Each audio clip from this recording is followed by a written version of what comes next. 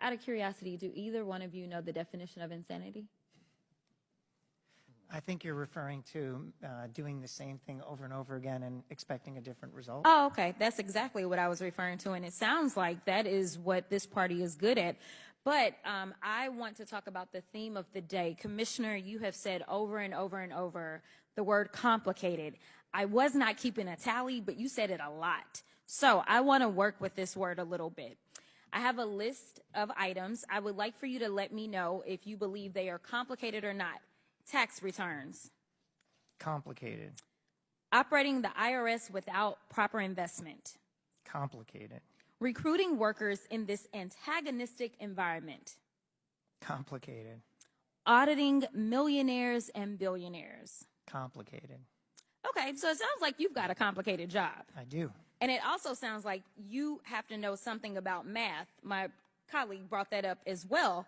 It sounds like you need to be at least somewhat decent at counting to be with the IRS. Yes? Yes. You'd agree? Okay. I agree.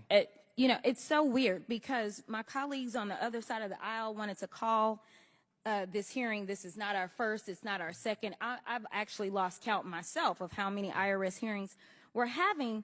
And they seemingly feel like they can fix your very complicated issues. But somehow they aren't good at simple math that would get them to a speaker, right. So we've been 3 weeks without one. Let me ask you another question that may be another one of these when the math ain't math in situations. There was a looming government shutdown a few weeks ago. And interestingly enough, when I do the math, approximately a little bit more than 60% of the people that sit on this committee actually voted to shut us down. Now, out of curiosity, for everyone that claims to care about their constituents, do you think it's easier or more difficult to operate as the IRS when, say, there's a shutdown? It is very disruptive to our operations. Very disruptive. Let me give you another number that is very concerning to me. That number is 24. 24 represents the number of days that we have before the continuing resolution that 60% of, and when I say my colleagues, I'm talking about across the aisle, not on this side. We were about at 100%. Actually, we were 100% on this committee that voted to make sure that the government did not shut down. But if in 24 days we don't have a speaker because they can't figure out their math, and we shut down, is that going to help you answer more phone calls or less phone calls? A lot less. Oh, okay. All right. So it sounds like we have a lot of performative politics that is taking place because yet another number that was mentioned, and I believe you brought this number up, was $540 billion. You also talked about appropriations, and you talked about the fact, and I want to be clear about this $540 billion.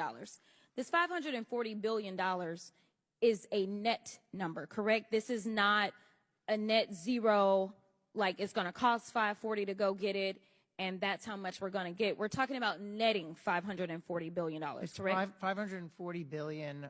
I would say we're on track under current course and speed to get about 70 back. So our hope is we'll be at 470. But yeah, it's $470 billion, which is what's owed versus what's paid. Okay. Very good. How is it that the American people should believe that the majority party has the ability to solve your complex issues when, number one, they don't pay attention to history, which was defunding this organization has not helped their constituents but hurt their constituents? And let me add to that. The last time I checked, America is growing.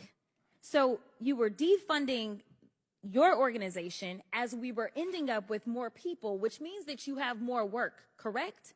Correct. More population, more filers, more changes to the tax code, and more complexity in how the economy operates. 2010, when our budget reduction started, we never heard of PayPal, Venmo, all these, payment platforms. the gig economy changes, and it's great, but we have to invest and be ready to be effective tax administrators as the world changes. That's why it's important to keep our funding at pace. I agree. And as the child of an IRS worker, I absolutely want to thank you for what you do. And obviously, I always must send love to my mama. I thank her for what she does for the American people as well. I'll yield back. Gentlewoman yields.